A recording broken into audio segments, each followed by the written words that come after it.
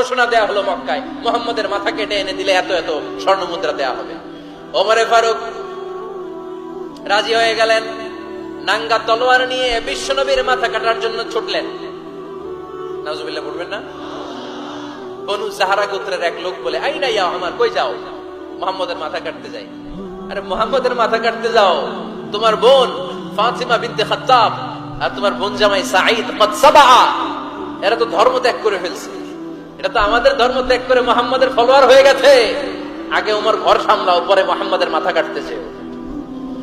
ওমর ফারুক অবাক হয়ে গেলেন, তলোয়ার নিয়ে বিশ্বনবীর দিকে না যেয়ে নিজের বাড়ির দিকে চলে গেলেন।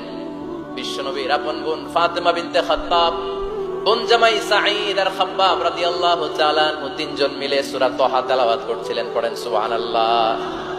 মক্কায় লুকিয়ে লুকিয়ে দাওয়াত হতো।